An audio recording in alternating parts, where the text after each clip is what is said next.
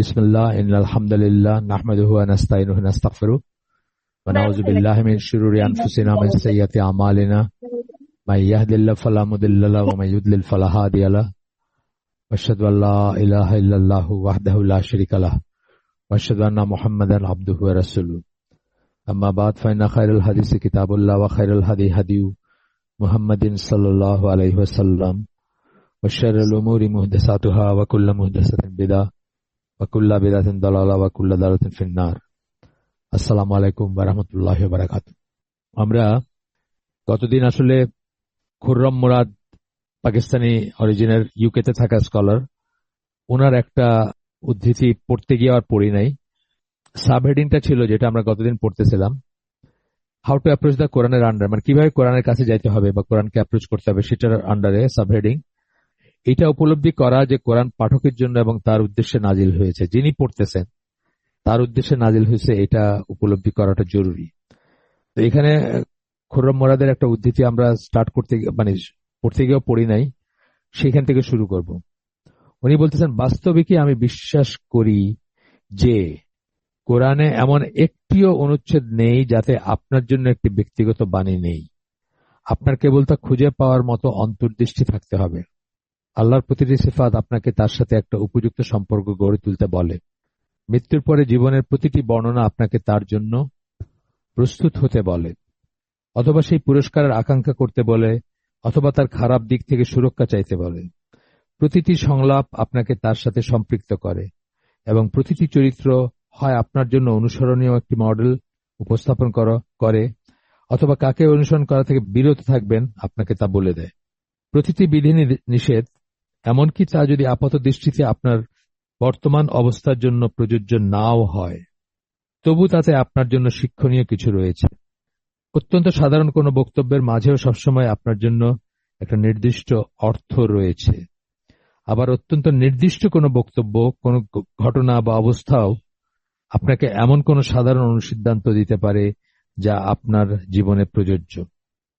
অনেক কটা কথা বললেন, এই ভিতরে অনেক অনেক নীতি নির্ধারণী ব্যাপার আছে। যেমন বললেন যে সাধারণ বক্তব্য, যেটা আপনি অ্যাপারেন্টলি মনে হচ্ছে যে আপনার বেলায় প্রযোজ্য না হইতে পারে, বা একেবারেই সাধারণ কোনো পার্সন বা পার্সোনাল পর্যায়ে নেওয়ার দরকার নাই, এরকম আপনার মনে হইতে পারে, কিন্তু তারপরে দেখবেন যে আপনার জন্য সেখানে একটা নির্দিষ্ট অর্থ আছে। আবার বলতেছেন কোন নির্দিষ্ট কোনো বক্তব্য, ধরেন কোন একটা পার্সনকে করে কোন একটা বক্তব্য বলা হয়েছে, বা কোন একটা ঘটনায় একটা বক্তব্য আসছে কোরআনে, একটা ঘটনার পরিপ্রেক্ষিতে, কিন্তু ওইটা দেখবেন যে জেনারেলিও আপনার জন্য প্রযোজ্য বা সকলের জন্য প্রযোজ্য। এই কথাগুলো বলতে চেয়েছেন, আরো বেশ কিছু বলছেন এখানে, যাই হোক আমরা রিপিট করতে যাই না। এরপরে কোরআনের ওয়াহি নাজিলের সময় যাদের মাঝে নাজিল হয়েছে, যে আরবদের ভিতরে, তাদের জীবন ও বিশ্বাসের অনেক দিক নিয়ে ইঙ্গিত করা হয়েছে এখানে। সেই ব্যাপারটা অনেককে বিভ্রান্তিতে ফেলতে পারে। যেমন ধর মূর্তি পূজা নিয়ে কথা বলা হয়েছে, অথবা তারা শিশু হত্যা নিয়ে কথা বলা হয়েছে, অথবা আরেকটা জিনিসটা কথা বলা হয়েছে। এতে মনে হতে পারে যে এটা ওই সময়ের জন্যই প্রযোজ্য, এরপরে আর এটার রেলেভেন্স নাই বা রেলেভেন্ট না ব্যাপারটা। কিন্তু দেখেন, ফর এক্সাম্পল ইনফ্যান্টিসাইড যেটাকে আমরা বলি, শিশু হত্যা, যেটা মানে মেয়ে শিশু হত্যা, আজকের এই একবিংশ শতাব্দীতে ইন্ডিয়াতে এবং চায়নাতে ডিজাস্ট্রাস লেভেলে ভ্রূণ হত্যা হয়েছে। ওরা জন্মের পরে মারতো, এরা জন্মের আগে মেরে ফেলছে। ব্যাপারটা কিন্তু একই। ওরা মেয়েদের মারতো, মানে মেয়েদেরকে অশুভ মনে করতো, অকর্ম মানে লুজিং কি বলে লায়াবিলিটি মনে করতো, বা লুজিং কনসার্ন মনে করতো মেয়ে জন্ম নেওয়াটা। তখন যা মনে করতো, এখনো চায়না এবং এখনো ইন্ডিয়াতে সেটাই মনে করে, কিন্তু ওইটা শিশু হত্যাই বলবো আমি। ভ্রূণ হত্যা, শিশু হত্যা একই ব্যাপার, ইসলামের দৃষ্টিতে দুটাই হত্যা। তো দেখেন, এটা এটা এটা আপনার মনে হইতে পারে ওই ওই কথা পড়ে বা এই ধরনের কিছু পড়ে যে আজকে কেন এটা, তো আর আজকে রিলেভেন্ট না, বা আজকের জন্য কি, এরকম বিভ্রান্ত আপনি হইতে পারেন। কিন্তু একটু খেয়াল করলে দেখবেন যে আজকে ওইগুলো প্রযোজ্য। ঠিক তেমনি তাদের মূর্তি পূজা, তারা যাদেরকে আল্লাহ পরিবর্তে যাদের ইবাদত করে, যাদের কাছে সাহায্য চায়, এই যে কথাগুলো আছে, সব কথাগুলো দেখবেন আজকেও প্রযোজ্য। শুধু আপনাকে একটু সময় নিয়ে ভাবতে হবে। শিরকের ব্যাপারে যেমন ধরেন যে তাদের শিরকের চেয়ে এখনকার শিরক আরো ডেঞ্জারাস, এটা স্কলাররা বলেন। তখনকার শিরকে তারা দেখে যেত যে আরব মুশরিকরা, তারা দুঃখে মানে খুব বিপদে আপদে কিন্তু শুধু আল্লাহর কাছেই চাইতো তারা। আর যখন সুখের দিন বা নর্মাল একটা অবস্থা, তখন তারা হয়তো মূর্তি টুর্তির মাধ্যমে বা ওই যে সমস্ত ডেমিগড পেটিগড ছিল সেগুলোর মাধ্যমে আল্লাহর কাছে পৌঁছানোর চেষ্টা করত। কিন্তু আমাদের দেশের বা আমাদের এখনকার সময়কার শিরক যারা করে, তারা দেখবেন দুই অবস্থাতেই তারা ওই পেটিগড ডেমিগডের কাছে চায়। বিপদে পড়লেও তারা মাজারে মানত করে, আর সুখের দিনে তো গিয়ে ওইখানে মুরগি ছাগল ইত্যাদি দিয়ে শুকরিয়া আদায় করে। এগুলো হয়তো আমরা তো পার্সোনাল লেভেলে অনেকে জানি না, আমরা এগুলোর সাথে কনসার্ন না, কিন্তু ব্যাপারগুলো কিন্তু এরকমই। এখানে মৌলানা মওদুদীর একটা উদ্ধৃতি দিবেন ওনারা, এটা মনে করার কোনো কারণ নেই, বলতেছেন যে কথাগুলো কেবল তাদের জন্যই বলা হয়েছিল, যেটা আমি বললাম আপনাদের এক্সপ্লেন করলাম, সেটা ঘটনাগুলো না হলেও যে মূলনীতিগুলো আলোচনা করা হয়েছে সেগুলো স্থান ও কাল সকল অবস্থায় দেখতে পাওয়া যাবে। ঘটনা হয়তো পার্টিকুলার একটা ঘটনা, যেমন একজন মানুষ তার একটা বাচ্চাকে পুঁতে ফেলছে, অথবা একজন মানুষ কোন একটা মূর্তির কাছে কিছু গেছে, ওই উপলক্ষে কোন একটা কথা বলা হয়েছে, ধরেন কথা তো সেই সব জিনিস হয়তো ওই ওই ওই একজন মানুষ বা ওই ঘটনাটা এখন না, কিন্তু দেখা যাবে যে সিমিলার টাইপের জিনিস ঘটে চলতেছে আমাদের ভিতরেও। এখানে এই প্রসঙ্গে মৌলানা মওদুদী বলেন তার ইন্ট্রোডাকশন টু আন্ডারস্ট্যান্ডিং দ্য কোরআন, সেটাতে বলতেছেন সেই বইয়ে, সে যুগের মুশরিক আরবদের বিশ্বাসকে ভুল প্রতিপন্ন করে কোরআনের যে বক্তব্য তা পৃথিবীর অন্যান্য অংশে অন্যান্য ধরনের পৌত্তলিকতার ক্ষেত্রেও প্রযোজ্য কিনা সেটা একটা বিবেচ্য বিষয়। মানে প্রথমে উনি প্রশ্ন রাখতেছেন প্রযোজ্য কিনা, পরে আমরা দেখবো যে অবশ্যই এটা প্রযোজ্য। আমি তো বলে দিলাম আপনাদেরকে যে আমাদের দেশের আর তখনকার মুশরিকদের ভিতরে বললাম যে ইভেন আমাদেরটা ওয়ার্স আর কি, ওইটা হচ্ছে খারাপ। ওই সূত্রে কোরআন যে সমস্ত যুক্তিতর্ক দেখিয়েছিল সেগুলো অন্যান্য মুশরিকদের বিশ্বাসের শুদ্ধিকরণে ব্যবহার করা যায় কিনা, মানে তখন যে মুশরিকদেরকে যে সমস্ত যুক্তি মুশরিকদের এগেইনস্টে দেখানো হয়েছিল, নানা রকম কথা বলছে না, যে মানে এরা তো নিজেদেরই একটা মাছিও সরাইতে পারে না, এরা তো নিজেদেরও রক্ষা করতে পারে না, বা অনেক রকমের কথা আছে কোরআনে মূর্তিদের নিয়ে, যেসব মূর্তিদের কাছে মানুষ চাইতো তাদের নিয়ে। সেই কথাগুলো কিন্তু আজও প্রযোজ্য, হয়তো একটু অন্য ফর্মে বা একটা ইস্যু। ধরেন এই যে ব্যক্তি পূজা যেগুলো করে মানুষ, ইন্ডিয়াতে আছে সাতগুরু, তারপরে সাই বাবা ছিল একজন, তার আগে রজনীশ ছিল, তারপরে কি নিত্যানন্দ না কি একটা আছে। এই বাইরে কোথাও কোন একটা আয়ারল্যান্ডে থাকে, ওই আয়ারল্যান্ডকে সে তার নিজের দেশ বলে ঘোষণা করছে এবং সেখানে নিজস্ব মুদ্রা আছে। মানে এই ধরনের ভণ্ডরা যুগে যুগে তারা মানুষকে তাদের পূজা করতেই করছে, বা তাদেরকে তোষামত করার জন্য তারা করছে, বা মানুষকে ধোকা দিছে। সে তখনও দিছে, এখনো দিয়ে যাচ্ছে।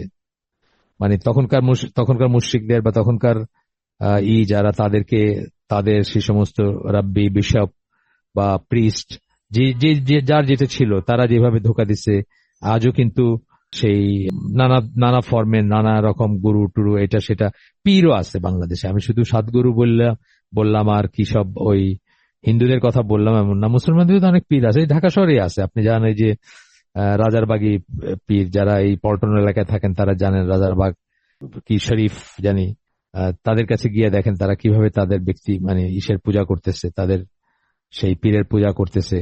সেই পুর যেটা বলে সেটাই শরীয়ত। সে তার কতগুলো মত আছে খুব উইয়ার্ড আর কি, যে ইয়াং ছেলেরা নাকি দাঁড়িয়ে রাখবে না, তারপরে ছবি তুলতে হয় হারাম কাজ, এটার জন্য হজে যাবে না, এরকম এরকম থিওরি সব ছিল। আমি জানি না এখনো আছে কিনা। বাইনাত এবং বলে দুইটা, একটা পত্রিকা একটা নিউজ পেপার বাইর করে তারা, কি একটা একটা একটা বাইনাত আরটা কি জানি ভুলে গেলাম। দুইটা দুইটা আছে তাদের, দুইটা পাবলিকেশন আছে, একটা ম্যাগাজিন একটা নিউজ পেপার তারা বের করে। যাই হোক, মানে ব্যাপারগুলো একই আপনি চাইলেই দেখবেন যে সিমিলারিটি কোথায়, কিভাবে ওই যুগে কি করতো এই যুগে কি করে। বরং এখন আরো সিভিয়ার, যেভাবে আমি বললাম আর কি, যে আরো সিভিয়ার হয়েছে। এখন অনেক জাতের আছে সেটা ব্যাপার। এই যে কোয়ান্টামের যারা করে তারা একদম ব্ল্যাটেন্ট শিরকের ভিতরে আছে, কিন্তু তারা এটাকে মনে করতেছে কত ভালো কাজ করতেছে তারা। এবং অনেক সোকল কোট অ্যান্ড কোট স্কলার বা আলেম বা জ্ঞানী মানুষজন তাদের সাথে যুক্ত আছেন। মানে একদম সুম্মুন বুকমুন ইউমিউন আর কি, মানে মুখ অন্ধ বধির হয়ে আছেন তারা কোয়ান্টাম প্রোপাগেট করতেছেন, কোয়ান্টামের হয়ে বক্তব্য দিতেছেন। এই ধরনের আরো আছে, মানে আমাদের দেশে আছে, বিদেশে আছে, ইংল্যান্ডে আছে, আমেরিকায় আছে। আপনারা একটু খোঁজ করলেই দেখতে পাবেন, যদিও এটা ওয়েস্ট অফ টাইম এগুলো খোঁজা বা এগুলো নিয়ে চিন্তা করা। আনটিল আনলেস আপনি কোনো কাজ করতেছেন ওই ধরনের বা কোনো ডেফিনিট উদ্দেশ্যে করতেছেন, এমনি জাস্ট মানে জানার কি বলবো মানে কৌতূহল এর জন্য আমি মনে করি এটা ওয়ার্থ এগুলো জানা। আল্লাহর একত্ব প্রতিষ্ঠা কল্পে, মৌলানা মওদুদীর কথা শেষ হয় না, মাঝখানে নিজের কথা বললাম কিছু। আল্লাহর একত্ব প্রতিষ্ঠা কল্পে কোরআন যে লাইনের যুক্তিতর্ক উপস্থাপন করেছিল তাওহীদের ব্যাপারে, আল্লাহর একত্বের ব্যাপারে, সামান্য পরিবর্তন করে তাকে সকল যুগে ব্যবহার করা যায়, অতি অবশ্যই ব্যবহার করা যায়, অতি অবশ্যই ব্যবহার করা যায়। তাওহীদের বা এই তার কখনো চেঞ্জ হবে না, তাওহীদের ডেফিনিশন, তাওহীদের কনসেপ্ট কখনো চেঞ্জ হবে না। বরং এখন যেটা হয়েছে যে আমরা থিওরিটিক্যালি তাওহীদের কাটাছেড়া অনেক বেশি করি, কারণ আমরা এটা রিয়েলাইজ করতে পারি না। শিরকের ভিতর থেকে, কুফরের ভিতর থেকে, চারিদিকে শিরক কুফর ইনফেক্টেড সোসাইটিতে থেকে আমরা খুব ইজিলি তাওহীদটাকে কম্প্রিহেন্ড করতে পারি না বা কনসেপচুয়ালাইজ করতে পারি না।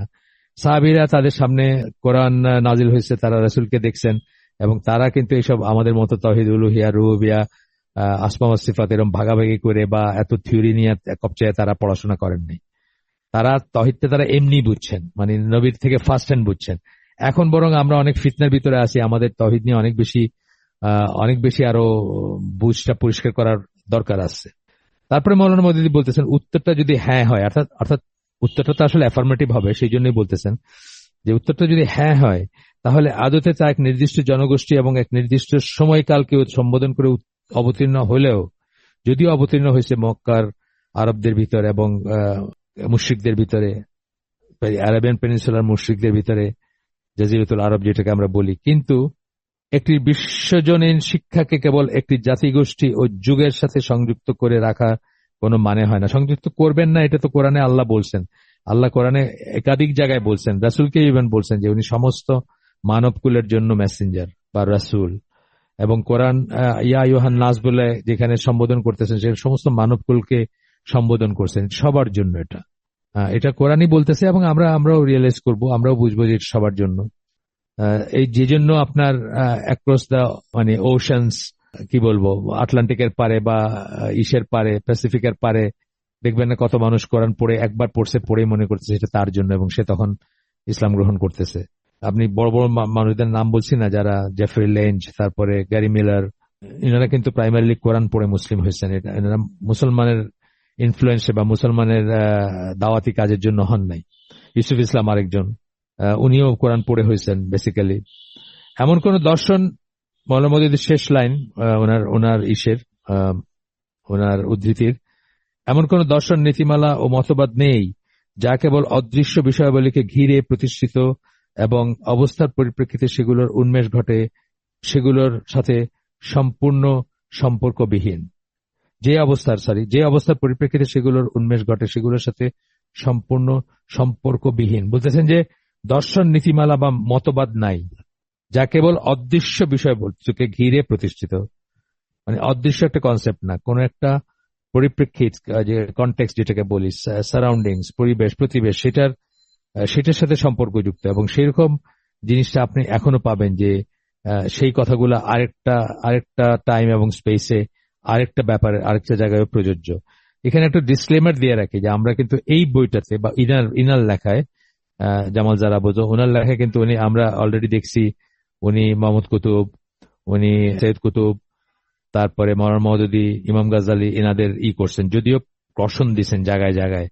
আমরাও এটা মনে রাখবো যে কখনো আমরা মৌলানা মওদুদী অথবা সৈয়দ কুতুব অথবা ইমাম গাজ্জালীর একটা উদ্ধৃতি যদি পড়ি আমরা যেভাবে এখন পড়লাম বা আগেও পড়ছি, তার মানে এটা না কিন্তু যে ওনাদেরকে আমরা হোলসেল এন্ডোর্স করতেছি। এই কথাটা মাথায় রাখবো, বিকজ এনাদের ব্যাপারে একটা কশনের ব্যাপার আছে। যাদের নাম বললাম, সৈয়দ কুতুব, মৌলানা মওদুদী বা ইমাম গাজ্জালীটা তো গতদিন আমরা বোধহয় পড়লাম এখানে, ওনার ব্যাপারে যে কশনটা দিচ্ছেন, জামাল জারাবুজু যা বলছেন সেটা আমরা পড়ছি গতদিন। তো এনাদের কাউকে আমরা আপনাদেরকে মানে ডিসক্লেমারটা এটা যে আপনারা হোলসেল এনাদেরকে গ্রহণ করবেন না। এনাদের লিটারেচার বা এনাদের লেখালেখির ভিতরে অত্যন্ত মূল্যবান অংশ আছে, আবার একদম পরিত্যাজ্য অংশ আছে, সেটা মনে রাখবেন। এবং ধরেন এই লেখক যেটুকু উদ্ধৃত করছেন বা উদ্ধৃতি দিচ্ছেন সেগুলো মোটামুটি ঠিক আছে, কিন্তু এই ডিসক্লেমারটার সাথে লাগানো উচিত। আমি বলে দিলাম আপনাদেরকে, কারণ পৃথিবীতে যত জায়গায় যত চরমপন্থা আছে এবং এখনকার পৃথিবীতে যত চরমপন্থা আছে এবং যত খারেজি ট্রেন্ডের মারপিট চলতেছে, আইএস থেকে শুরু করে আইএস, আল কায়দা, বাংলাদেশের জেএমবি, পাকিস্তানের হারকাতুল জিহাদ, এই ধরনের যত আছে, যত দুনিয়াতে আছে না, অনেক আছে তো, যাদের কথার কিছু অংশ সত্য, কিছু অংশই, সেটা বোধহয় আমি আগে আপনাদেরকে বলছি যে দেখেন প্রবলেম গুলা কি, এটা নিয়ে যদি চিন্তা করেন প্রবলেম গুলা কি, তাহলে দেখবেন যে তারা যেটা বলে আপনার সাথে 99% মিলবে। আমরা সবাই জানি প্রবলেম গুলা কি, বা প্রবলেম গুলো আমরা অ্যাকনোলেজ করি। সমস্যাটা হবে সলিউশনটা কি সেখানে গিয়ে। ঠিক আছে, আমেরিকানরা, পশ্চিমারা যে আমাদেরকে শোষণ করতেছে, শাসন করতেছে, অত্যাচারিত আমরা, নিগৃহীত আমরা, আমাদেরকে পিষে মারার চেষ্টা করতেছে, এই সব কথা সত্যি। এবং এই কথাগুলো আল কায়দা বলবে, এই কথাগুলাই আপনার আইএস বলবে বা বলছে, জেএমবি বলবে, অথবা হারকাতুল জিহাদ বলবে, এই কথা ঠিক। সমস্যা হচ্ছে সলিউশনে গিয়া। সলিউশন হিসেবে তারা যেটা বলতেছে সেটা কিন্তু ঠিক না। যেমন আনোয়ার আল্লাহ কি যখন রেডিকালাইজড হইলেন, উনি তো আল কায়দায় জয়েন করলেন, তারপর উনি একসময় বললেন যে যেখানে যেখানে দুনিয়ার ম্যাপে যেখানে আমেরিকান পাবেন মেরে ফেলতে হবে। এইখানে কি হলো, এই তার মেথোডোলজিটা আহলে সুন্নাত জামার আকীদা মানহাজের বাইরে চলে গেল। কারণ নন কম্বেটেন্ট যারা, নন কম্বেটেন্ট কাফের যদি হয়, আমেরিকানও যদি হয়, এবং যে আপনাকে তার ঘর থেকে, আপনার ঘর থেকে বিতাড়িত করে নাই, অথবা যে আমানা ধরেন, সে যখন সৌদি আরব অথবা বাংলাদেশে ভিসা নিয়ে প্রবেশ করছে, ভিসার মানে কি, আপনাকে বাংলাদেশ গভর্নমেন্ট অথবা সৌদি আরব গভর্নমেন্ট আপনাকে অনুমতি দিচ্ছে এখানে ঢোকার, আসার, এবং আপনাকে প্রোটেকশন দিবে। তারা সেন্সটা হচ্ছে এটাই। আপনি তার কাছে প্রোটেকশন যেতে পারেন, আপনি থানায় যেতে পারেন, গিয়ে বলতে পারেন, আপনি আমেরিকান সিটিজেন, গিয়ে বলতে পারেন যে আমার উপরে এই অন্যায়টা হয়েছে, আমি একটা বিচার চাই, বা একটা মানে সেই ধরনের একটা সেন্স আসে।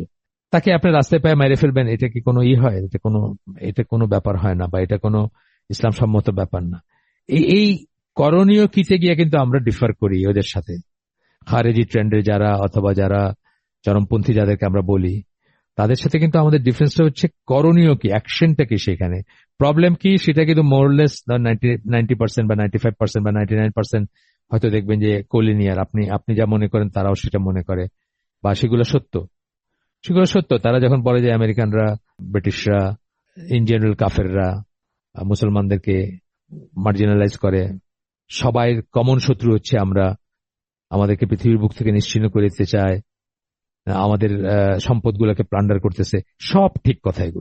এগুলো একেবারেই ঠিক কথা। কিন্তু আমাদের করণীয় কি, সেখানে গিয়ে আপনার ডিফারেন্সটা আসবে। যাই হোক, এরপরের সাবহেডিংটা হচ্ছে আল্লাহর কথা ও ভাষণ পড়া হচ্ছে এই বোধ থাকা। এটা আমরা আগে আলাপ করছি, কিন্তু আবার এখানে নতুন করে আসতেছে যে হাউ টু অ্যাপ্রোচ, এটা কোরআনের ভিতরে আসতেছে, কোরআনের নিকটবর্তী কিভাবে হবেন সেটার ভিতরে আসতেছে, এটা আবার আসতেছে। কিন্তু এটা জেনারেল কথাটা আমরা অনেকবার বলছি, এবং এটা সম্বন্ধে আমি আপনাদেরকে বলছি, আবার বলতেছি যে এইটার খুব, আমি জীবনে প্রথম এটা শিখি মওলানা মওদুদীর তাফহিমুল কোরআনের প্রথম খণ্ডের ভূমিকার থেকে। খুবই সুন্দর করে লিখছেন উনি। মানে যে কটা জিনিসের জন্য আমি মওলানা মওদুদীর এই তাফসীর পড়তে বলি, তার ভিতর এইটা একটা জিনিস, যে কোরআন যে আল্লাহর কথা বা স্পিচ, এটা উনার ইসে আমি প্রথম পড়ছি, এবং খুব সুন্দর করে উনি অ্যাড্রেস করছেন জিনিসটা। ওনার আরো কিছু কাজ আছে যেটা আপনারা মানে পড়তে পারেন, যেটা ইউনিক আমি বলবো বা বিশেষ। সেটা একটা হচ্ছে, যেমন আল জিহাদ বলে একটা বই আছে ওনার, ওইখানে উনি স্লেভারির উপরে, মুসলমানরা কিন্তু ব্যাকফুটে চলে যায়, কতগুলা প্রসঙ্গ উঠাইলে মুসলমানরা আমতা আমতা করে আর জানে না যে কি করে এটার উত্তর দিতে হবে। তার একটা হচ্ছে স্লেভারি নিয়ে যখন কথা ওঠে, উনি কিন্তু এটা খুব সুন্দরভাবে অ্যাড্রেস করছেন। স্লেভারি নিয়ে আমাদের কাতরকুতুর করার বা হীনমন্যতার কোনো কারণই নেই, আপনি এটা পড়লেই বুঝবেন। স্লেভারির যে দুনিয়াবি লোভ লালসা বা সম্পদ আহরণের ব্যাপারে, এগুলো যদি জানতে চান তাহলে আপনি আমেরিকানরা কি করছে সেটা দেখেন। আমেরিকানরা রীতিমতো কালো মেয়েদেরকে বাচ্চা প্রডিউসের ফ্যাক্টরি হিসাবে ব্যবহার করছে, যেন যার যত বাচ্চা হবে, যার ঘরের স্লেভ সে তার স্লেভ হবে, সেগুলা সেইভাবে করে তাদেরকে দেখছে, তাদেরকে মানুষ হিসাবে দেখেনি, তাদেরকে প্রোডাকশন ফ্যাক্টরি হিসাবে দেখছে। এগুলো যদি পড়েন আপনি কল্পনা করতে পারবেন না যে ইসলামের স্লেভারির কনসেপ্ট কি আর এখানে কি আর কি। তো যাই হোক, ইসলাম অল টুগেদার সাথে সাথে ব্যান করে দেয়নি, কিন্তু এমন সিস্টেম করছে যাতে স্লেভারি আলটিমেটলি অ্যাবলিশড হয়ে গেছে বা যাবে, ওই সময় যাবে, এবং আলটিমেটলি গেছেও। আর যদি কখনো যুদ্ধ হয় কাফেরে মুসলিমে, ধর্মযুদ্ধ যেটা বলি আমরা, জিহাদ, সেই ধরনের যুদ্ধ যদি হয়, এবং যদি ক্যাপটিভ বা বন্দি নেওয়া হয়, মুসলিম বাহিনী যদি বন্দি নেয় কোনো কাফেরদেরকে, মুশরিকদেরকে, এবং যদি সেই বাহিনীর বা সেই দেশের আমির বা সেই মুসলিম রুলার যিনি, তিনি যদি মনে করেন তাদেরকে স্লেভ হিসাবে এনস্লেভ করা হবে, তাহলে করা আবারও আসতে পারে এটা। কিন্তু সেটার এই গত শত শত বৎসরে এটার কোনো স্কোপ আসে নাই, বা এটার কোনো ব্যাপার আসে নাই। তো যাই হোক, এটা নিয়ে আপনাদের এমনি আমি প্রসঙ্গত বললাম, কারণ এই ব্যাপারটা আমি দেখছি অনেক মানুষ, মানে মুসলিম ইন জেনারেল, পশ্চিমা দেশে থাকা মুসলিমরা ইন পার্টিকুলার আমতা আমতা করেন বা ব্যাকফুটে চলে যান যখন এই প্রসঙ্গটা উঠে। এটার জন্য ওনার একটা লেখা আল জিহাদ, ওই বইতে উনি অ্যাড্রেস করছেন এটা। আর নির্বাচিত রচনাবলী আছে ওনার একটা সিরিজ, বোধহয় 5 বা 6 খন্ডে, আমি ভুলে গেছি, তার সেকেন্ড খন্ডটাতে আছে এই স্লেভারি নিয়ে ওনার একটা এসে আছে মৌলানা মওদুদীর। Really really enlightening.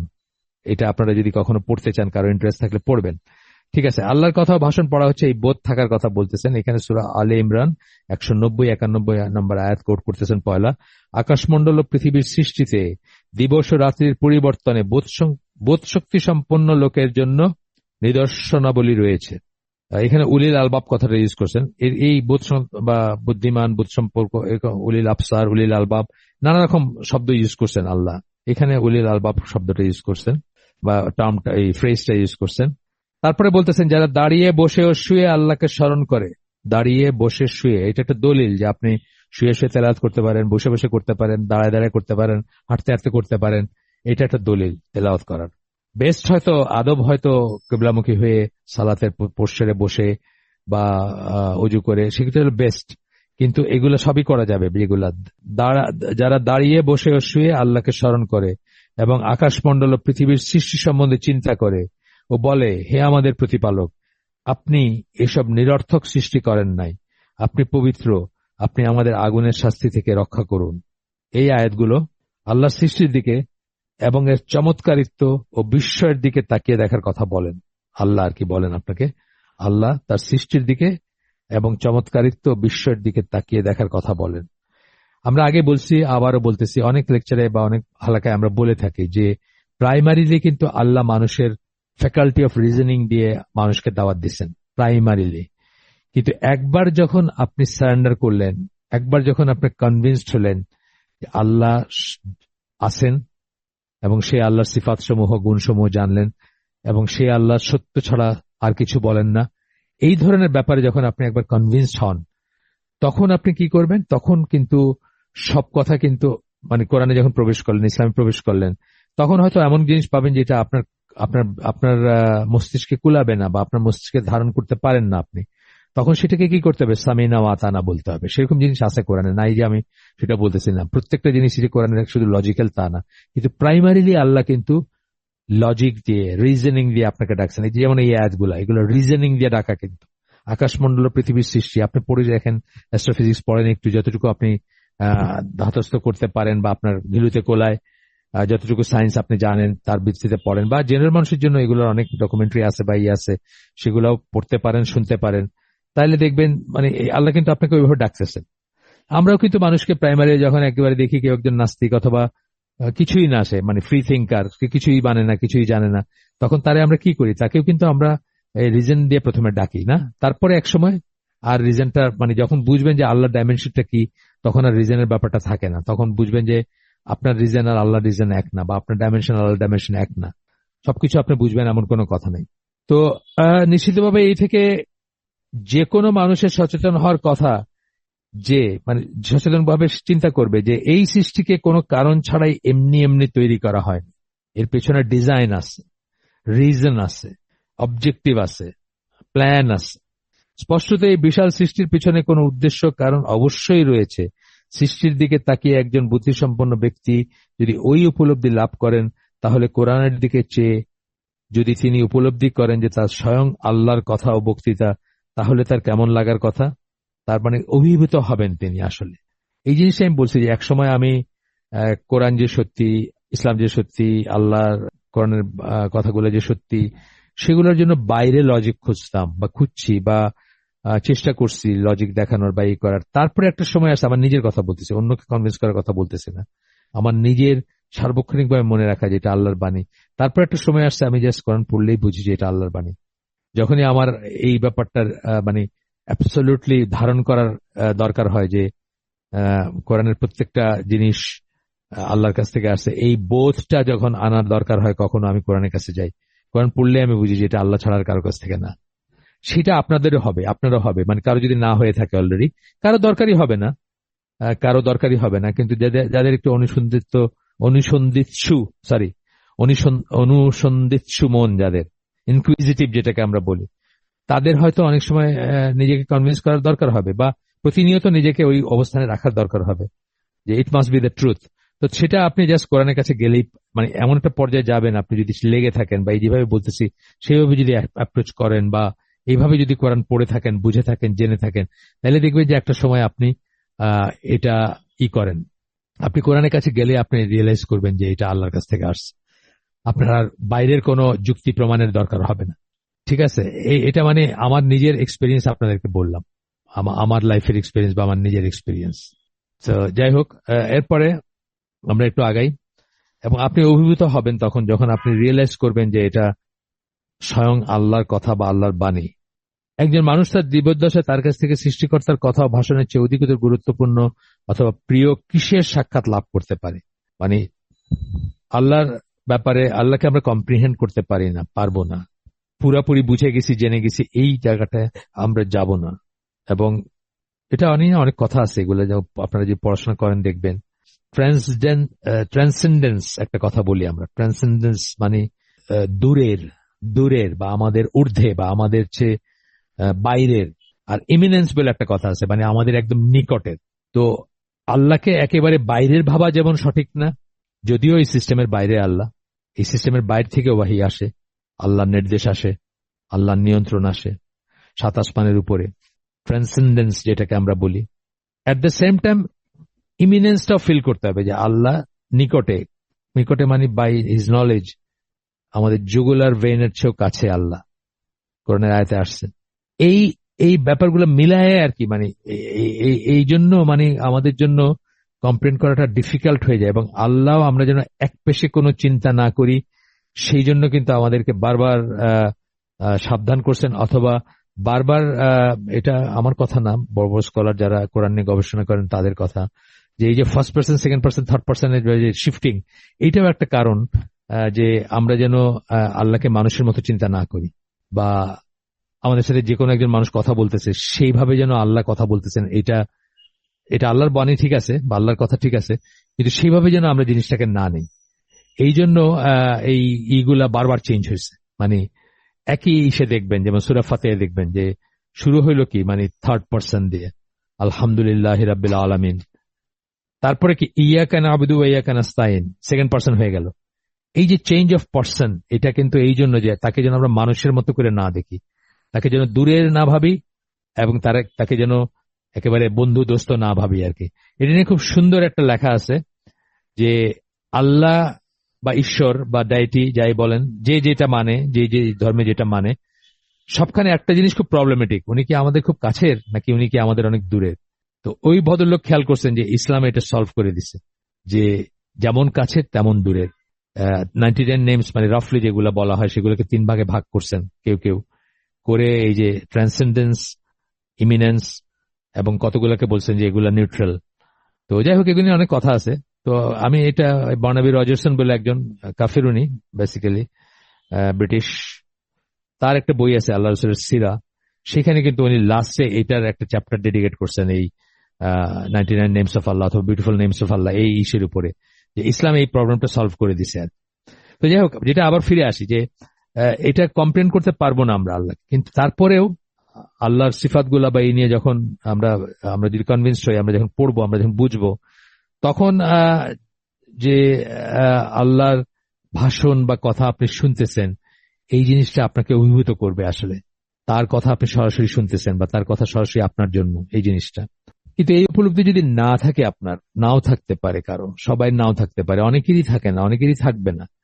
যারা ধরেন অর্থ ছাড়া পড়েন, যারা গর করে পড়ে যেতেছেন, কখনো মানে কখনো তাদাব্বুর তাফাক্কার এগুলা করেন না, কখনো কন্টেমপ্লেট করেন না, পন্ডার করেন না, তারা কিন্তু এটা বোধ নাও করতে পারেন বা এই বোধটা তাদের নাও হইতে পারে।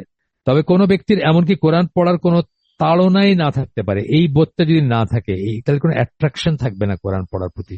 মেকানিক্যালি পড়বেন, হয়তো মেকানিক্যালি পড়বেন, অভ্যাসগতভাবে পড়বেন, অথবা সোয়াব হাসিলের জন্য কোন একটা ফর্মুলা অনুযায়ী পড়বেন যে এইটুকু এইটা রমাদান মাসে ধরেন আমি 3 বার শেষ করব পুরাটা, একটা করে করলেন, কিন্তু এই উপলব্ধিটা থাকবে না হয়তো, এবং এই তাড়নাটাও থাকবে না। তাড়না মানে রিয়েল সেন্সে অধ্যয়ন যেটাকে আমরা বলতেছি। এখন যখন আমরা কোরআন পড়া বলি, পড়া বলতে মানে এখানে আবার দুইটা কথা বলতে হবে তাইলে আলাদা করে।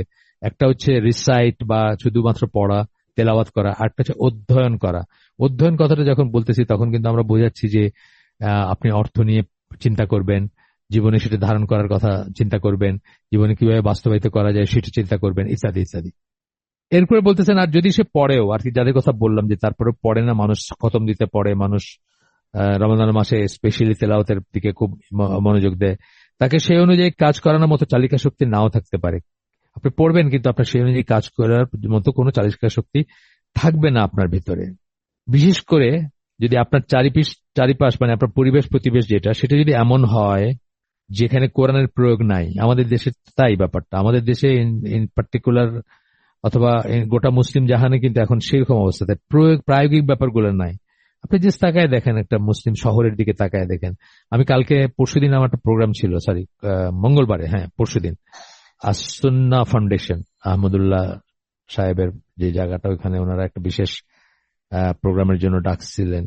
সো সেখানে বললাম যে আপনি জাস্ট মুসলিম ওয়ার্ল্ডের দিকে ইন জেনারেল তাকায় দেখেন। মুস্তাফা সিবাই বলে একজন সিরিয়ান স্কলার, তার একটা বই আছে সিভিলাইজেশন অফ ফেইথ, ইংরেজিতে পাওয়া যায়। উনি মারা গেছেন অনেক আগে, Syrian original scholar, university teacher ছিলেন। ওনার সিরাও আছে একটা, সেই সিরাটা আমাদের আইসিডির চ্যানেলে লাগানো আছে। আপনার তার সিরার উপর একটা সিরিজ লেকচার প্লেলিস্ট হিসাবে লাগানো আছে। তো উনি বলছেন যে মুসলিম শহরগুলা, ল্যান্ড অফ ইসলাম যেগুলো আর কি, ইনক্লুডিং আমাদের দেশও পড়বে, সেটাতে পাকিস্তান বা আমাদের দেশ, তখন তো পাকিস্তান ছিল, আমাদের দেশ ছিল না। তো উনি বলতেছেন যে এইগুলা গেলে একটা মানে একটা কিছু কমন বৈশিষ্ট্য দেখা যায়, যেমন এগুলোতে কোনো মূর্তি দেখা যায় না। উনি একটা কথা মানে একটা বৈশিষ্ট্য বলছেন তখন আর কি। উনি আজকে বেঁচে থাকলে দেখতেন যে সেই কথাটা সত্য না, তাই না? সেই কথাটা আর সত্যি নেই। মুসলিম দেশগুলো মূর্তিতে ভর্তি, সো মাচ সো দ্যাট আমার তো মনে হয় মূর্তির জন্য মিনিস্ট্রি আছে অনেক মুসলিম দেশে, মিনিস্ট্রি টু প্রিজার্ভ মূর্তি আর কি, এরকম হয়তো থাকতে পারে। এত মূর্তি মুসলিম দেশগুলোতে দেখবেন। আপনার ইরাকের যদি দেখেন, সাদ্দাম হোসেনের যখন পতন হলো তখন খুব সিম্বলিক একটা ব্যাপার ছিল, তার একটা বিশাল মূর্তি টাইনা টাইনা ফালানো হলো, মানুষজনের টাইনা ওটাকে শোয়াই দিল। তা এখন দেখবেন উজবেকিস্তান, মানে আমাদের দেশ, উজবেকিস্তান, ইভেন পাকিস্তানে আমার ধারণা মূর্তি টুর্তি আছে, থাকার কথা, with the exception of Saudi আরবে। সৌদি আরবে একদম মানে একবারে কি বলবো, নির্ভেজাল মূর্তিটা নাই এখনো, কিন্তু পায়চারা আছে মূর্তি বানানোর বা মূর্তি করার পায়চারা বলবো আমি এই জন্য যে মানে বিকল্পই আছে। যেমন ধরেন সৌদি আরবের স্কলাররা, ফিক শাস্ত্রবিদরা মনে করেন যে কোন একটা ধরেন প্রাণীর ছবি, উটের ছবি, এটা আঁকাটা না জায়েজ, কিন্তু এটাকে যদি আপনি 2 টুকরা করে দেন, মাঝখানে যদি একটা কেটে দেন, ডিফেস্ট করে দেন বা কেটে দেন, তাহলে ঠিক আছে। ধরেন কোন একটা আপনি কি বলে, একটা বই, বাচ্চাদের বই আপনি দেখতেছেন, একটা উটের ছবি দিয়ে উট চেনাচ্ছেন বাচ্চাকে, জামালুন। তো এখন ছবিটা দিচ্ছেন, কিন্তু ওটাকে কেটে দেন, আপনি কেটে ওর বডিটাকে 2 ভাগ করে দেন এবং মাঝখানে একটা ফাঁক দেন, তাহলে এটা ঠিক আছে। তো আরব দেশে গেলে আপনি দেখবেন যে সেই ধরনের মূর্তি আছে। কিন্তু এই হুমায়ুন আহমেদের যখন তুমুল বিতর্ক হচ্ছিল, এখানে লালন ফকিরের মূর্তি দিতে চাইছিল আপনার এই যে হাজি ক্যাম্পের উল্টা এয়ারপোর্ট থেকে বাইরে যে গোল চক্করটা, ওইখানে লালন ফকিরের মূর্তি বসাইতে চাইছিল, হয়েও গেছিল অনেকটুকু কাজ। তারপরে যখন হাজিরা এবং ইন পার্টিকুলার এবং মুসল্লিরা বা মুসলিমরা যখন প্রোটেস্ট করছেন, তখন সেটা মানে প্রজেক্টটা বাদ দেওয়া হয়েছে। তখন হুমায়ুন আহমেদ খুব মাইন্ড করছিল এটা নিয়ে, মাইন্ড করে বলছিল আরব দেশে তো মূর্তি আছে। তো তখন কোন একটা পেপারে আমি দেখছিলাম একটা উটের এরকম গ্লাস বা ট্রান্সপারেন্ট প্লাস্টিকের একটা মূর্তি কোন জায়গায়, কোন সৌদি সিটিতে, আমি দেখি নাই, আমি তো সৌদি আরবে অনেক শহরে গেছি, আমার চোখে পড়ে নাই, কিন্তু কোন একটা শহর থেকে তারা তুলে দিচ্ছেন টু প্রুভ যে সৌদি আরবে মূর্তি আছে।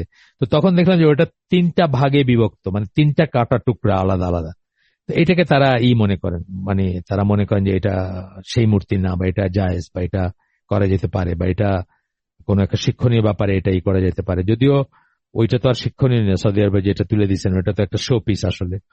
তো যাই হোক, কথা আবার ফিরে আসি আমরা আমাদের প্রসঙ্গে, যে কোরআনের প্রয়োগ করতেছে না এরকম যদি হয়, এবং কোরআনের পাঠক যিনি, ওই ব্যক্তি যদি নিজে কোরআন প্রয়োগ করে ও সেই অনুযায়ী সৎভাবে জীবনযাপন করে, তবে হয়তো সে এই পৃথিবীর এমন অনেক সুখ থেকে বঞ্চিত হবে। সুখ দিয়ে আবার বঞ্চিত বলে প্রশ্নবোধক চিহ্ন দিচ্ছেন।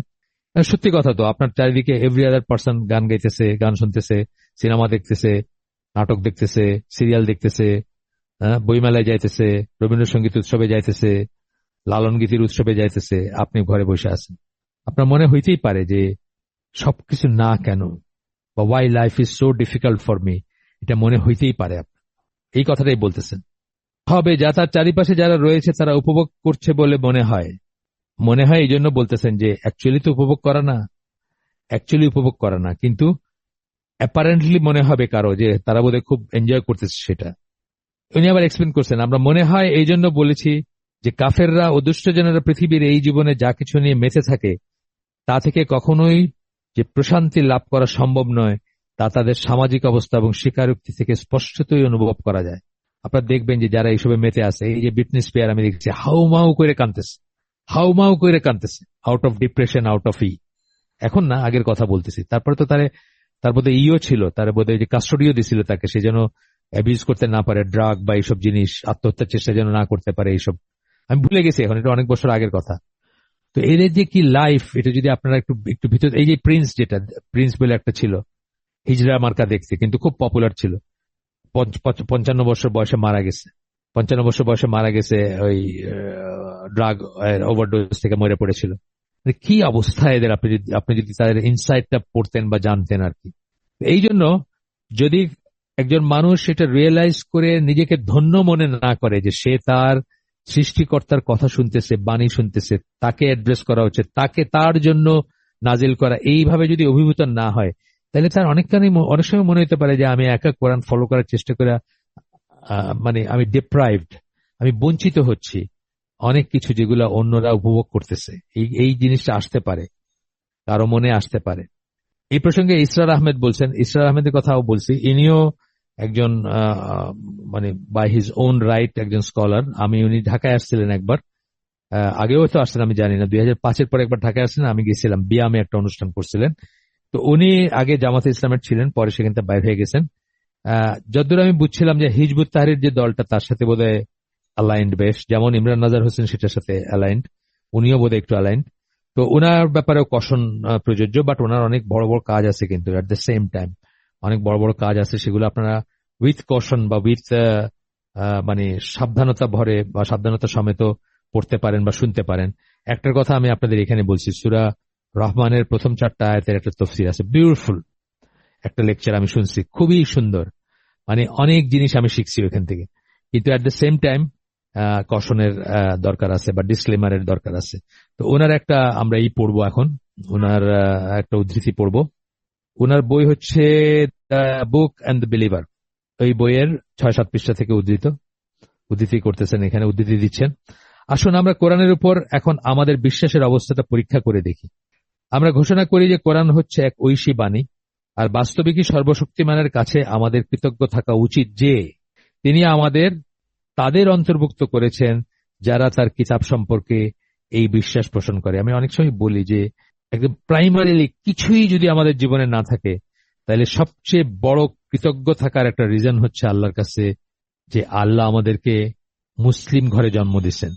আমরা অটোমেটিক হইল, যদিও সেটা রিয়েল সেন্সে মুসলিম হওয়া নাও হইতে পারে, কিন্তু তারপরেও আল্লাহ আমাদেরকে, মানে একটা রেসে আপনাকে ধরেন 100 মিটারের রেস, কিন্তু আপনাকে অলরেডি 50 মিটার আগে একটা লাইনে দাঁড় করাই দিচ্ছেন আল্লাহ, একটা ইসের ঘরে জন্ম দিয়ে, মুসলিম ঘরে জন্ম দিয়ে।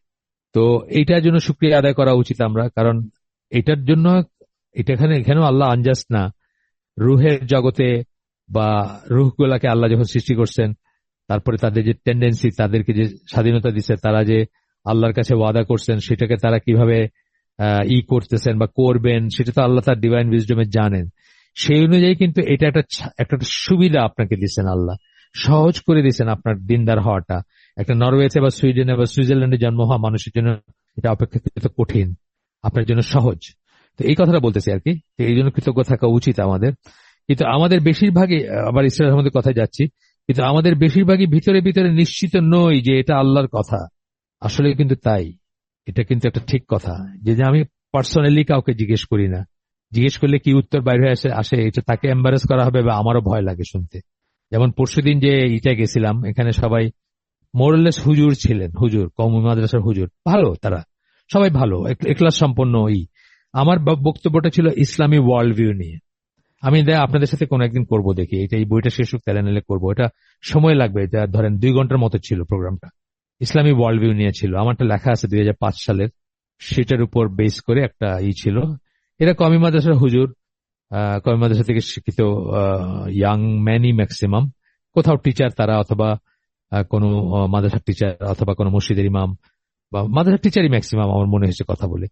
তো তাদেরকে একটু দিন দিনিয়া সম্বন্ধে জ্ঞান দেওয়ার উদ্দেশ্যে ট্রেনিং টাইপের ছিল, সেইখানে আর কি ধরেন আমার বক্তব্যটা তাদের জন্য অ্যাসিমিলেবল করে বক্তব্য দিতে হয়েছে। যাই হোক, তো ওইসব জায়গায়ও দেখেন, মানে আমাদের ওয়ার্ল্ড ভিউটা যে ইসলামী না, এটা জাস্ট ইনস্ট্যান্ট প্রমাণ করার জন্য আমি 2-3টা কথা বলছি এখানে, এবং প্রত্যেকটাতে ওনারা রিয়েলাইজ করছেন যে আমাদের ওয়ার্ল্ড ভিউটা, ইনক্লুডিং মি, না, আমাদের মানে ওয়ার্ল্ড ভিউটা ইসলামী না। তা আমি একটা অনেক অনেক মজলিসে একটা জিনিস করি, মানে অনেক মজলিসেই বলি আমি কথাটা, যে ওই দিনে বলছি আমি যে এই অডিটোরিয়ামে যারা আসছে, মানে ইসলামী ওয়ার্ল্ড ভিউ বলতে গিয়ে বলতেছি, তা আমাদের ওয়ার্ল্ড ভিউ কি, যে আমরা এখান থেকে যে সবাই জয়েন্টলি অথবা সেভারালি একজন কেউ যদি চিন্তা করি যে আমি এখান থেকে জীবিত বাসায় ফিরে যাবো, এটাকে আমরা নিশ্চিত না? নিশ্চিত না। ইসলামী ওয়ার্ল্ড ভিউ আপনাকে এই নিশ্চয়তা দেয় না, বরং উল্টাটাই বলে যে প্রতি ওয়াক্ত নামাজে আপনার সালাতে আপনার মনোযোগ ধরে রাখার জন্য বলে যে আপনি চিন্তা করবেন যে এটাই আপনার লাস্ট সালাত হইতে পারে, এটাই শেষ ওয়াক্ত হইতে পারে, তাইলে আপনার ভিতরে ওই ফিলিংটা আসবে যে আল্লাহ আমাকে মাফ করো, আমি আর নামাজে নাও দাঁড়াইতে পারি, আর সেজদায় নাও আসতে পারি, মানে এইভাবে খুশুর জন্য বলেন আর কি। তো ইসলামী ওয়ার্ল্ড ভিউ এটাই, যে আপনি আজকে রাতে ঘুমাইতেছেন, আপনি কি দোয়া করে ঘুমান, আপনি না উঠতে পারেন, কালকে সকালে উঠলেন, তখন আবার শুকরিয়া করেন। তো এটা হলো ইসলামী ওয়ার্ল্ড ভিউ। তখন ওনাদের বললাম, ওনারা একবারে সবাই স্বীকার করেন যে হ্যাঁ এটাই ইসলামী ওয়ার্ল্ড ভিউ। আমি বললাম যে কেউ কি নিশ্চিত যে এখান থেকে বাইরে হয়ে বাড়ি যাবেন? বললেন না, এটা তো কিভাবে হবে। তারপরে আমি বললাম যে এইটা তো আমরা বললাম, এটা তো আমরা মুখে বললাম, কিন্তু আসলে কি আমাদের এটা ওয়ার্ল্ড ভিউ? দেখেন, আসেন নেক্সট কোয়েশ্চেনে যাই। আমরা সবাইকে জিজ্ঞেস করলাম যে বলেন তো, তাই যদি সত্যি হয় তাহলে নিশ্চয়ই মুসলমান হিসাবে আমার কাছে কে কত টাকা পায়, আমার ব্যাংকের চেক বই কোথায় আছে, আমি কার কাছে কত পাই, আমি মারা গেলে কোন পয়সাটা সাদাকা করতে হবে, ইত্যাদি তো আমি নিশ্চয়ই আমার ওয়াইফকে বলে যেতাম, অথবা একটা ওয়াসিয়ত করে যেতাম। কে কে বলে আসছেন আজকে আসার আগে? একজনও হাত তুলেন নাই। কে কে লিখে আসছেন ওয়াসিয়ত? একজনও হাত তুলেন নাই। তারা কিন্তু অনেক সুপিরিয়র দিনের লাইনে, সবাই দাঁড়িয়ে আছে, পাগড়ি আছে, কারো কারো টুপি আছে, সবাই আমার চেয়েও তারা মানে অনেক অনেক ইখলাস সম্পন্ন আমার মনে হয়েছে। কিন্তু দেখেন, ওয়ার্ল্ড ভিউটা ইসলামী না, ওয়ার্ল্ড ভিউটা আমাদের ইসলামী না। এই কথাটাই বলতেছেন, এই যে ইসরার আহমেদ বলতেছেন, কিন্তু আমাদের বেশিরভাগই ভিতরে ভিতরে নিশ্চিত নই যে এটা আল্লাহর কথা। এই জন্য আমরা হালাকা করি, যে কোনো জায়গায় নতুন হালাকা করলে প্রথমটা করি আল্লাহ কি সত্যি আছেন, প্রথমটার টপিক, আর দ্বিতীয়টার টপিক হচ্ছে কোরআন কি সত্যি আল্লাহর কাছ থেকে আসছে নাকি। এই 2টা হালাকা দিয়ে আমরা হালাকা শুরু করি। আপনি জানেন যে বনশ্রীতে আমাদের যে স্কুলটা, আমাদের বলতে আমাদের না, মানে আমাদের লাইনে একটা স্কুল খুলছে, একাডেমি ফর কমিউনিটি ডেভেলপমেন্ট নাম দিয়ে। ওনারা চাইছিল আমরা যেন খুলি, শাখা করি, আমি শাখায় রাজি হই নাই। কিন্তু আমাদের সিলেবাস, আমাদের প্রসপেক্টাস থেকে শুরু করে সবকিছু, ওইটার উপদেষ্টা পরিষদের আমি চেয়ারম্যান, আমাদের লাইনে চলে, আমরা তাদেরকে যা দরকার সবই করি, প্রোভাইড করি, মানে সাপ্লাই করি। যাই হোক, তো ওইখানে যেমন ধারাবাহিক হালাকা হবে, প্রথম 2টা আমি করছি আল্লাহ কি সত্যি আছেন, সেকেন্ডটা হচ্ছে কোরআন কি সত্যি আল্লাহর কাছ থেকে আসছে কিনা। এই 2টা ব্যাপারে অ্যাবসলিউটলি কনভিন্সড হইতে হবে, তা নাইলে আমাদের সমস্ত এবাদত বা সমস্ত চেষ্টা যা কিছু আমরা করতেছি সবকিছু গোল্লায় যেতে পারে যদি এই 2টা জিনিসে আমরা কনভিন্স না হই।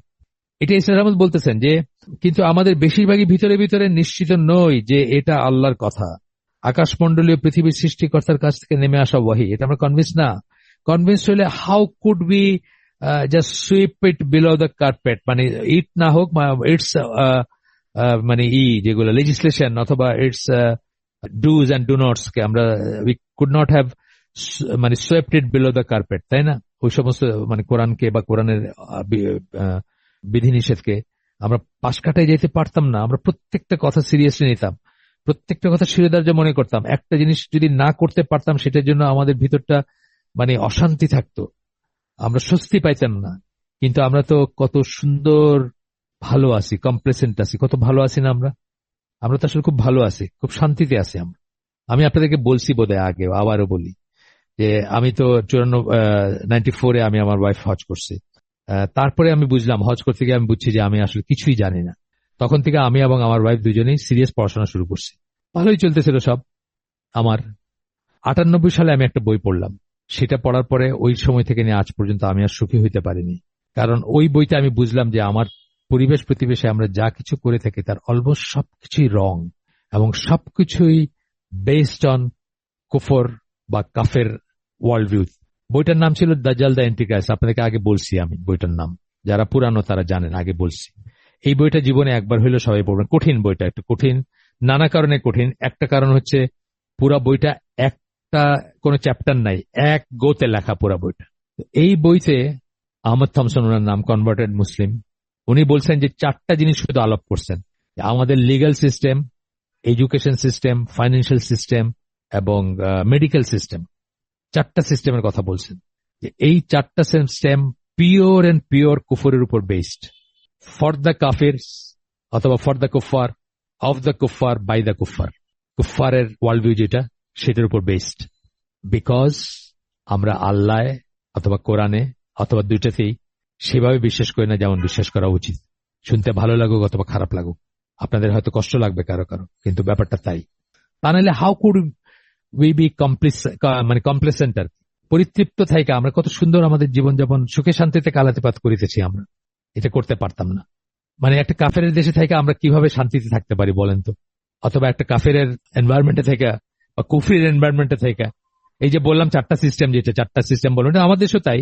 আমার দেশের জুডিশিয়ারি বা লিগাল সিস্টেম কুফরের উপর বেসড, আল্লাহর আইন দিয়ে তো বিচার করে না। আমার দেশের মেডিকেল সিস্টেম কুফরের উপর বেসড, ওয়েলফেয়ারের কোনো কনসেপ্ট নাই। আপনি একটা ক্লিনিকে যান, আপনার পয়লা জিজ্ঞেস করবে আপনি কি ডিলাক্স রুম নিবেন, ডবল রুম নিবেন, না এসি রুম নিবেন। আপনি মরে যেতেছেন, আপনাকে যে আপনার প্রথমেই আপনার মুখে একটা অক্সিজেন মাস্ক লাগায় আপনাকে ইমার্জেন্সি থেকে ঠেইলা কোথাও নিয়ে যাওয়ার কথা ছিল তাড়াতাড়ি কইরা, সেটার আগে আপনারা ওইখানে দাঁড় করে রেখা, শোয়ায় রেখা স্ট্রেচারের উপরে জিজ্ঞেস করতেছে আপনি কি রুম কি নিবেন, ভিআইপি রুম নাকি ডিলাক্স নাকি কি। মানে টাকা পয়সার হিসাবপত্র শুরু হয়ে গেল আর কি। এরপরে বলছেন এডুকেশন সিস্টেম, এটা তো বোঝাই যায় যে এটা পিওরলি কুফরের উপর বেসড আমাদের। আর বলছেন যে ফাইন্যান্সিয়াল সিস্টেম, এটাও কুফরের উপর বেসড। মানে 99.99 হচ্ছে সুদী ব্যাংকের কারবার। আমরা নামকা বাস্তে মুসলমান আর কি। ইসরার আহমেদের কথা তারপরেরটুকু, কোরআন থেকে আমরা আমাদের দূরত্ব এবং এর প্রতি আমাদের নির্বিকার ভাবের এটাই হচ্ছে সত্যিকার কারণ। কোরআনের সাথে আমাদের দূরত্ব বা নির্বিকার, আমরা কোরআন পড়ে যাচ্ছি কিন্তু আমাদের উপর কোনো এফেক্ট নাই, কোনো চিন্তা নাই, কোনো টেনশন নাই, কোনো দুঃখ নাই, কোনো কষ্ট নাই, কোনো মানে সাফারিং নাই ভিতরে যে আমি I am out of true. বরং আমরা কমপ্লেসেন্ট, কি সুন্দর বার্গার খাইতেছি, বড় বড় গাড়ি চড়তেছি, বাড়ি কিনতেছি, সুদের মর্টগেজের বাড়ি কিনতেছি, বড় বড় জায়গায় চাকরি করতেছি, যেখানে সালাত আইসা বাসায় হয়তো 4 ওয়াক্ত একসাথে পড়তেছি, 3 ওয়াক্ত একসাথে পড়তেছি কাজা সহকারে। আমরা কত শান্তিতে আছি, কত কমপ্লেসেন্ট, আমরা কত সুখে আছি। ওইখানে থেকে উপার্জন করে বিদেশে হোক, দেশে বাংলাদেশেও সেম, মানে খুব যে ডিফারেন্ট তা না। বাট বিদেশের কথা বেশি করে বলি আমি, কারণ এখানে অনেকে বিদেশে থাকেন। ওইখান থেকে বাড়িতে টাকা পাঠায়, মসজিদে টাকা দিয়ে কত ঢেকুর তুলতেছে যে কত বড় সৎ কাজ করলাম। কাফের দেশে পয়সা উপার্জন করে মসজিদ বানাইতেছে এখানে বাংলাদেশে। যাই হোক, ওইখানে এবং এইখানে আমরাও এখানে যে সুখে আছি, আমরাও যে এখানে আছি এই এডুকেশনের ভিতরে, এই ব্যাংকিং এর ভিতরে, এই জুডিশিয়ারির ভিতরে, এই মেডিকেল সিস্টেমের ভিতরে, অথবা সবকিছু। উনি শুধু 4টা অ্যাড্রেস করছেন। আমাদের সব সিস্টেমই বেসড অন কুফরি, বাই দ্য কুফার, অফ দ্য কুফার, ফর দ্য কুফার। এটার ভিতর যে আমরা যে শান্তিতে থাকি, শান্তিতে ঘুমাই, এইটাই একটা বড় প্রমাণ যে আপনার আমরা আমাদের সাথে কোরআনের অনেক দূরত্ব। আমরা রিয়েলি বিশ্বাস করি না যে এটা আল্লাহর কাছ থেকে আসছে। কোরআন থেকে আমাদের দূরত্ব এবং এর প্রতি আমাদের নির্বিকার ভাবের এটাই হচ্ছে সত্যিকার কারণ। এমনকি সাধারণ আত্মবিশ্লেষণ ও আত্মপরীক্ষাও এটা প্রমাণ করবে যে আমাদের অন্তরসমূহ কোরআনের সত্যিকার বিশ্বাস বিবর্জিত। উনি খুব কঠিন একটা কথা বলছেন। এই কথাটা সাহস করে সব স্কলার বলবেন না, সব স্কলার বলবেন না এটা। এবং সত্যিকার বিশ্বাসের আবাসের পরিবর্তে আমাদের অন্তরসমূহের সন্দেহ ও সংশয়ের আবাসস্থল। একদম সত্যি কথা বলছে। আমি তো কাউন্সিলিং করি, বহু মানুষের সাথে আমার উঠা বসা প্রতিনিয়ত, দৈনন্দিন লেভেল, মানে দৈনন্দিন পর্যায়ের উঠা বসা আছে, যারা আসলে সংশয়বাদী, যারা আসলে সন্দেহ পোষণ করেন। সংশয়ের আবাসস্থল তাদের মন। আখেরাত কি আছে না নাই, কোরআন কি সত্যি না না, রসুলের হাদিস কি সত্যি না না, রসুল কি সত্যি কথা বলছেন না না। বহু মানুষের ভিতরে এটা আছে সংশয়। তা নাহলে কিন্তু আমাদের সুখ থাকতো না। ওই যে আমি বললাম না যে আমি হয়তো ওইভাবে এখন আর ডে টু ডে রিয়েলাইজ করি না, কিন্তু আমি তো বললাম যে 94-94তে হজ করছি, 98 গিয়ে আমি অসুখী হয়েছি।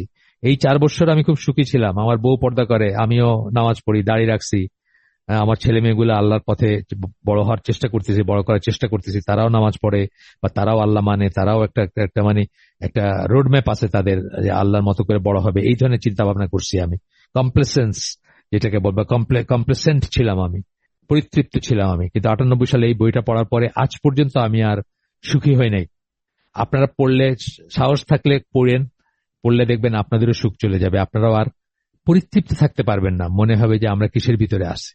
ইমানের আর শেষ হয় না ইমানের, ইমানের এই ঘাটতির জন্যই কোরআনের প্রতি আমাদের হৃদয়ে আমরা কোনো শ্রদ্ধাবোধ খুঁজে পাই না। একদম সত্যি কথা, একদম সত্যি কথা, কোনো শ্রদ্ধাবোধ খুঁজে পাই না আমরা কোরআনের জন্য। না তো আমরা তা পড়ার কোনো প্রবণতা লক্ষ্য করি, বা পড়বো যে একটা প্রয়োজনে পড়া, ভালোবেসে পড়া, প্রয়োজনে পড়া, জানার জন্য পড়া, মানার জন্য পড়া, কিছু একটা আমি খুঁজতেছি, সেটা আমার খটকা লাগছে বা আমার মনে হচ্ছে যে আমারটা ঠিক না, আচ্ছা দেখি কি বলে কোরআন, এই সমস্ত জিনিস নাই বললেই চলে। অনেক এই এই মুসলিম সমাজ, বাংলাদেশের প্রিডমিনেন্টলি মুসলিম সমাজের 0.01% ভিতরে এইসব জিনিস নাই। 1%ও বললাম না, 0.01% বললাম। তেমনি আমরা এর অর্থ নিয়ে ভাবনা চিন্তা করারও কোনো উৎসাহ বোধ করি না, অথবা দৈনন্দিন জীবনের কর্মকাণ্ডে এ থেকে দিক নির্দেশনা গ্রহণ করারও চিন্তা করি না। যতক্ষণ পর্যন্ত আমরা এই ভয়ঙ্কর ঘাটতি পূরণ না করি, ততক্ষণ পর্যন্ত আমরা যতই ধর্মীয় বিদ্যা শিক্ষা লাভ করি না কেন, তাতে কোনো কাজ হবার নয়। এই প্যাসেজটা যেটুকু পড়লাম ইসরার আহমেদের, এটা অ্যাকচুয়ালি কি বলতেছে? এভরিথিং গোজ ব্যাক টু বিশ্বাস। কিন্তু বিশ্বাসের জায়গাটা শক্ত না করতে পারলে, এই জন্য আমরা বিশ্বাসের পিছনে এত সময় দিছি, এখনো প্রতিনিয়ত বিশ্বাসের কথা বলেই যাই আমরা। এই হালাকাটার কথাই আমরা বলতেছি, আমরা তো অনেক কটা এপিসোড পার করছি এটার, তাই না? হয়তো টোটালি 100 হবে বা আরো বেশি হতে পারে। 52 সপ্তাহ তো ধরেন 1 বছরে থাকে না, আরো বেশি হবে, 100 বেশি হবে টোটালি, শুরু থেকে নিয়ে আর কি, শুরু থেকে নিয়ে এই পর্যন্ত। সুন্নাহর কর্তৃত্ব মর্যাদা তো আমরা পরে পড়ছি, তার আগে তো বিশ্বাসের উপরে, ইসলামী বিশ্বাস সমূহ উপরে আমরা এই পড়ছি, ধারাবাহিকভাবে ছিল। তারপরে আমরা সুন্নাহর কর্তৃত্ব মর্যাদা পড়ছি, তারপরে এটা থার্ড এই কোরআন অধ্যয়ন সঠিক পন্থা। তো আমরা কিন্তু সব সময় মনে করাই দিছি যে রুট ব্যাপারটা হচ্ছে বিশ্বাস। বিশ্বাস যদি ঠিক নয়, কিছুই ঠিক হবে না। কাজে বিশ্বাসে যদি ঘাটতি থেকে থাকে, আমাদের সেই ঘাটতিগুলো আমাদের পূরণ করা উচিত। যাই হোক, ইসরার আহমেদের, ডক্টর ইসরার আহমেদ, ওনার শেষ। আমি বললাম যে উনি একজন বেশ বিপ্লবী লেখক, গবেষক ছিলেন, কিন্তু কিছু কষণ আছে ওনার ব্যাপারে, যেটা মৌলানা মওদুদী সৈয়দ কুতুবের বেলায় আছে, এনার বেলায় আছে। বাট ওনার কিছু কিছু কাজ, এই যেমন এই প্যাসেজটা পড়লাম, চমৎকার একটা প্যাসেজ, একেবারে আমার মনের কথাটা বলছেন উনি। আসল সমস্যাটা হচ্ছে ওইখানে, আমাদের আসল সমস্যা হচ্ছে আমাদের বিশ্বাসের ব্যাপারে আমাদের ঘাটতি আছে, এবং মারাত্মক ঘাটতি আছে আমাদের। ওইটা ঠিক না করলে দেখবেন আর কোনো কিছু জোড়া লাগতেছে না। আপনি দেখবেন যে কত চেষ্টা করি, কত এটা করি, কত এটা করি, কোথায় একটু আনন্দ পাই না বা একটু ভালো লাগে না, ঘুম এসে চলে আসে, বা ঘুম থেকে উঠতে পারি না, দুই দিকেই। তা যদি যেন ঘুম থেকে উঠতে পারি না, কোরআন নিয়ে বসলে শুধু ঘুম আসে, ইত্যাদি ইত্যাদি। মানে রুট কজ কিন্তু হচ্ছে বিশ্বাস। আচ্ছা, এরপরে সূরা কামার, সেটা 17 নম্বর আয়াত। এটা পড়ার আগে একটু এখানে যাই যে কোরআন হচ্ছে সৃষ্টিকর্তা এবং একমাত্র উপাস্য আল্লাহর ভাষণ। এইটা যেন আপনি কোরআন পড়তে গিয়ে প্রতিনিয়ত মনে রাখেন এবং ভুলে না যান। আবার মনে করাই দিলেন লেখক। তারপরে ইবনে আব্বাস একটা আয়াতের সম্বন্ধে কি বলছেন সেটা বলতে গিয়ে প্রথমে আয়াতটা কোট করতেছেন, সূরা কামার 54 নম্বর সূরা, 54, 17 নম্বর আয়াত, 54-17। তো নিশ্চয়ই আমরা কোরআনকে বোঝার ও মনে রাখার জন্য সহজ করেছি। বোঝার এবং মনে রাখার জন্য সহজ করছেন। কোরআনের মিরাকুলাস নেচারের একটা স্কলাররা বলে থাকেন যে Quran is easy to memorise, যে মনে রাখার কথা বললেন। এই 6000+ আয়াতের এত বড় একটা বই লক্ষ লক্ষ মানুষের মেমোরিতে আছে। আপনি বাইবেল কয়জন পুরাটা মুখস্থ জানে, একটু খোঁজ করে দেখেন তো, দুনিয়াতে কয়জন হাতে গুনতে পারবেন। যাই হোক, এই প্রসঙ্গে ইবনে আব্বাস বলেন, আল্লাহ যদি মানুষের জন্য এটা সহজ না করে দিতেন, এই যে আল্লাহ বলছেন সহজ করে দিচ্ছেন, সহজ করে দিচ্ছেন আল্লাহর কথা, কিন্তু আল্লাহ সেটা মানুষের উপযোগী করে কথাটা বলছেন। আল্লাহ ল্যাঙ্গুয়েজ বা আল্লাহর যে প্রজ্ঞা, সেটা আমরা কোনোভাবেই বোঝার উপায় নাই, আমাদের বোঝার কোনো, কম্প্রিহেন্ড করার কোনো প্রশ্নই ওঠে না, কিন্তু আমাদের জন্য সহজ করে দিচ্ছেন। আল্লাহ যদি মানুষের জন্য এটা সহজ করে না দিতেন, তাহলে সৃষ্টির কেউই আল্লাহর বাণী সহকারে কথা বলতে পারত না। কেউ আল্লাহর বাণী সহকারে বলতে কেন বলতেছেন? আমরা কোট করি না, আমরা নানা জায়গায় কোট করি, আল্লাহ এটা বলছেন, আল্লাহ এটা বলছেন বলে আমরা কিছু একটা বলি, আর একটা বক্তব্য দেই। সেটা কেউ করতে পারতো না যদি আল্লাহ এটাকে সহজ না করতেন, যেটা কোরআনের অন্যান্য আয়াত আল্লাহ বলছেন। এবং পার্টিকুলারলি এই আয়াতটা যেটা আমরা পড়লাম, সূরা কামার 54 নম্বর সূরা, সেটার 17 নম্বর আয়াত, পার্টিকুলারলি এই আয়াতের কথা বলছেন। আমরা আমাদের আজকের আয়োজন এখানে শেষ করে দেব। সুবহানাকা আল্লাহুম্মা ওয়া বিহামদিকা আশহাদু আল্লা ইলাহা ইল্লা আনতা আস্তাগফিরুকা ওয়া আতুবু ইলাইক। আমরা যে শুনলাম তার ভিতরে ভালো কিছু শুনে থাকলে সমস্ত প্রশংসা আল্লাহর, আলহামদুলিল্লাহ। খারাপ কিছু শুনে থাকলে সমস্ত ব্যর্থতা আমার, এবং সেটা শয়তানের তরফ থেকে। আল্লাহ আমাদেরকে তৌফিক দিন যা ভালো শুনলাম তারপর আমল করার। আসসালামু আলাইকুম ওয়া রাহমাতুল্লাহি ওয়া বারাকাতুহু।